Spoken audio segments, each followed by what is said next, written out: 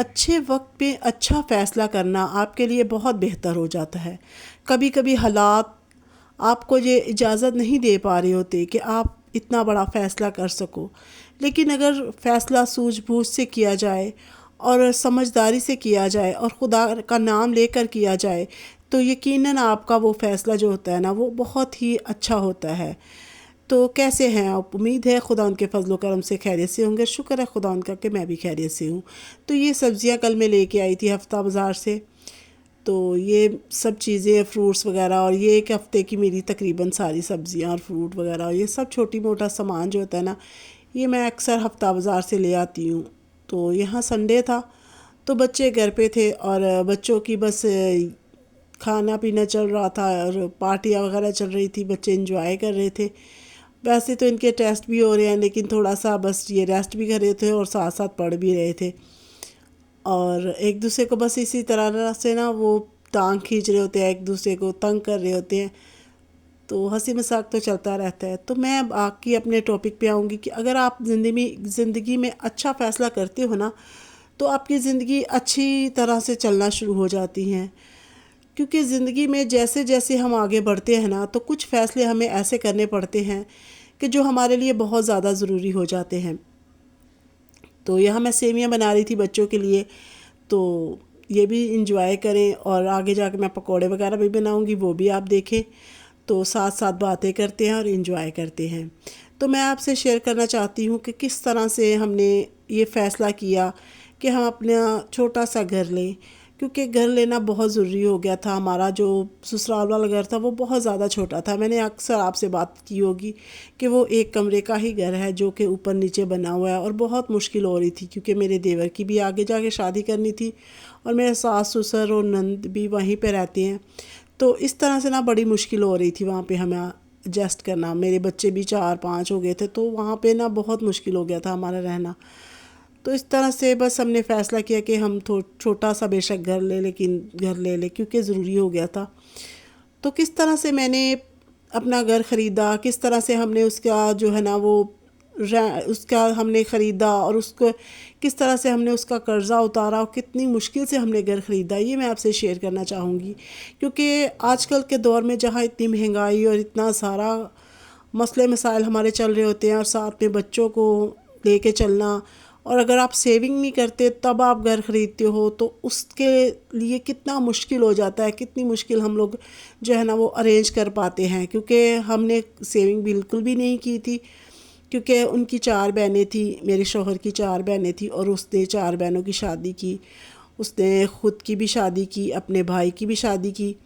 तो इस तरह से फिर हमारे पास बिल्कुल भी बजट नहीं था कि हम लोग जो है ना बचा सके। क्योंकि आपको पता है आजकल बेटियों की शादियों और किस तरह से करना जो करते हैं हम लोग, और कितना ज़्यादा हमारे लिए मुश्किल हो जाता है। क्योंकि एक एक साल ठहर के, 2 साल ठहर के, इसी तरह गैप दे दे के ना 4 बहनों की शादियां की मेरे शोहर ने।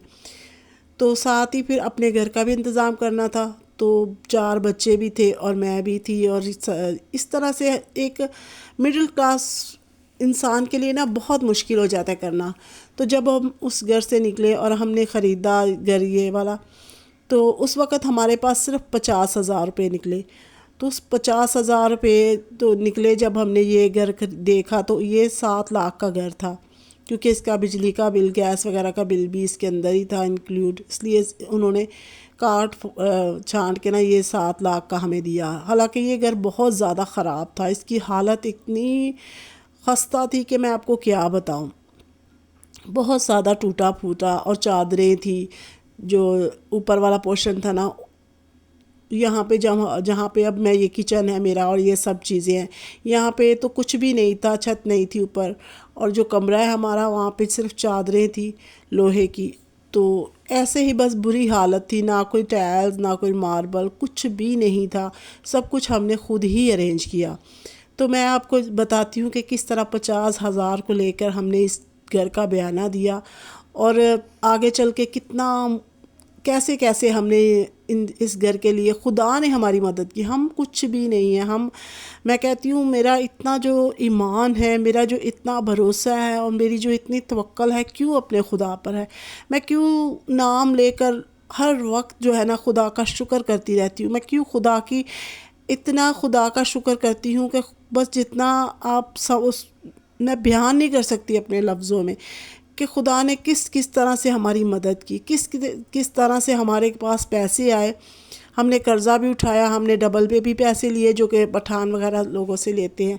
तो किस किस तरह से हमने जो है ना इस घर का जो है ना वो इसको बनाया। 7 लाख उनको दिया जिनसे ये घर ख़रीदा, और 5 लाख हमने इसके ऊपर लगाया, एकदम से लगाया। ये नहीं कि हमने आहिस्ता आहिस्ता से लगाया, हम बिल्कुल इस घर में कलर वगैरह करके टाइल्स दरवाज़े सब कुछ लगा के फिर इस घर में आए। तो कितना मुश्किल था कि हमने कोई भी सेविंग नहीं की हुई थी, फिर भी खुदा ने इतनी मदद हमारी की। और जो वो पैसे थे वो भी हमने आराम से उतार लिए। बेशक हमें 2-3 साल लग गए, काफ़ी मसले मसाइल भी हुए हमारे साथ कि शुरू शुरू के दिनों में बहुत ज़्यादा हमारे लिए ना तकलीफ़ का हो गया। जब हमने ये पूरा घर बनाया तो मेरा भाई जो था ना वो लगा हुआ था मज़दूरों के साथ, क्योंकि उस वक़्त कोरोना का पता है आपको सीज़न चल रहा था जब ये हमारा घर बन रहा था।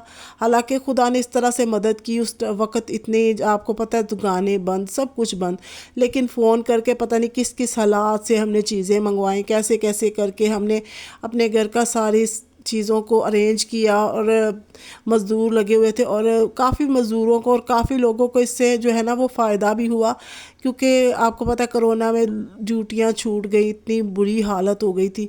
तब खुदा हमारा घर बना रहा था। कहते हैं ना बनाने वाला अगर बनाना चाहे ना तो वो आपका घर बहुत अच्छी तरह से बन रहा होता है। लेकिन अगर बनाने वाला ही ना चाहे, जो कि खुदावंद हमारे खुदा हैं, तो हमारा घर बनाना भी जो है ना वो बिल्कुल बेकार होता है। तो खुदा ने हमारा घर बनाया, इतना प्यारा खुदा ने हमें घर दिया कि हम खुदा का लाखों लाखों बार करोड़ों बार शुक्र करें तो वो भी हमारे लिए कम है कि खुदा ने इतना प्यारा हमें घर दिया। छोटा सा दिया लेकिन बहुत ही खूबसूरत और प्यारा घर दिया। तो ये खुदावन ही की मेहरबानी है कि खुदा ने हमें इतना प्यारा सा घर दिया। तो बाकी ये मैं बना रही थी चिप्स वगैरह और मिर्चें बना रही थी। तो मिर्चें आपने जो देखी वो मैंने खट्टी मिर्चें बना रही हूँ। खट्टी मिर्चें मैंने कैसे बनाई, मैंने चाट मसाले के अंदर आपने देखा होगा कि मैंने लेमन मिक्स किया था और उसको मिर्चों में भरा था। अगर आप ऐसे मिर्चें बनाएंगी ना तो यकीन जाने आपकी मिर्चें बहुत ही टेस्टी बनेंगी। और ये मैंने बहुत ही मज़े की मिर्ची होती है, बच्चे भी आपके ऐसे ही मिर्ची उठा के खा रहे होते हैं। इतनी खट्टी सी मिर्ची बनती है ना कि बहुत ही ज़बरदस्त। और यहाँ मैं ना इस बेसन में ना नमक मिर्ची मिला रही थी, क्योंकि मुझे इसमें इन मिर्चों को भी तड़कना था और साथ में बनाने थे आलू वाले चिप्स, क्योंकि बच्चे आलू वाले चिप्स भी बहुत शौक़ से खाते हैं सारा। और बाकी मेरे बड़े बच्चों ने ना अच्छे से मिर्ची खाई, इतनी उनको मज़ा आया कि बस दिल खुश हो गया। और मैं जैसे ही गर्मी शुरू हो जाती है ना मैं कोशिश करती हूँ कि रायता वगैरह लाजमी बनाऊँ, क्योंकि बच्चे हैं ना तो ऐसी चीज़ें खा रहे होते हैं तो उनके मैदे पे कोई बुरा असर नहीं पड़े, इसलिए लाजमी कोशिश करें अपने बच्चों को सलाद खिलाएं, रायता खिलाएं। और ये देखिए ये मिर्ची को ना मैं इसके अंदर ना डिप कर रही थी। तो कोशिश करें कि अपने बच्चों को ना लाजमी रायता और ये चीज़ें।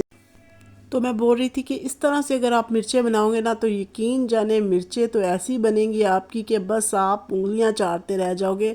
तो पकोड़ों से भी ज़्यादा मज़े की ये मिर्चें बनती हैं अगर आप इसके अंदर ना लेमन के अंदर आप चाट मसाला मिक्स करके बनाते हो ना, तो इतना मज़े का इसका टेस्ट आता है, खट्टा सा टेस्ट आता है कि अचार की मिर्चें और हमारे दूसरे पकोड़ों को जो है ना वो पीछे छोड़ देती हैं ये मिर्चें। और यहाँ मैं बनाने जा रही थी अपने बच्चों के लिए चिप्स, आलू के जो चिप्स होते हैं जिसके ऊपर मैदा लगा के बनाते हैं। साथ साथ मैं बना रही थी रोटी, क्योंकि दोपहर का खाना हमारा आज यही था कि हम लोग इसी तरह से खा रहे थे। और कि बच्चे हैं ना तो बच्चे ना ज़्यादातर सब्जियों से भी फिर ना बोर हो जाते हैं। तो आज मैंने फिर ना सब्ज़ी वगैरह नहीं बनाई और यहाँ रायता भी बना लिया बच्चों ने। तो मेरे बच्चे रायता भी बहुत शौक़ से खाते हैं। आप भी कोशिश करें कि गर्मी के मौसम में अपने बच्चों को रायता, सलाद वगैरह ये चीज़ें लाजमी खिलाएं। इनसे जो है ना वो मैदे की तकलीफ़ें वगैरह जो है ना वो नहीं होती और गर्मी में ठीक रहता है बंदा। और ये सारा ना अपने पापा को ना ये पकोड़े दे रही थी। पहले उनसे बाहर से लेके आई थी, उनके पापा बाहर गए हुए थे, तो वो घर पे जब आए ना तो उनको पकोड़े और रायता सर्व कर रही थी। तो बच्चे हैं ना छुट्टी के दिन बस इसी तरह से ना खा पी रहे होते हैं, इंजॉय कर रहे होते हैं। और ये साथ साथ मैं पकोड़े बनाती जा रही थी और साथ साथ इनको देती जा रही थी कि खाते जाओ, क्योंकि गरम गरम पकोड़े खाने का ना अपना ही टेस्ट होता है। और यहाँ सारा ना पकोड़ों के लिए बैठी हुई थी प्लेट रख के आगे कि मुझे भी पकोड़े दो। और सारा भी बस पकोड़े बनते हैं तो बस सारा भी बहुत शौक़ से खाती है। वैसे तो ये हैवी होते हैं, ज़्यादा नहीं खाने चाहिए, लेकिन कभी कभार चलता है। और यहाँ मैं साथ साथ ना बच्चों के लिए चिप्स भी बना रही थी। तो आज का जो है ना मेरा यही टॉपिक था कि छोटे से छोटी चीज़ों को भी आप देखते हो, करते हो तो खुदा आपकी मदद लाजमी करता है। और यहाँ मैंने सारे बर्तन वगैरह धोए और शाम के लिए ये मैंने आज बिरयानी बनाई थी। और रायता और सलाद तो चलता ही है, क्योंकि खाने के ना लिए ना ये चीज़ें लाजमी होती है हमारे घर। खुदा हाफिज़।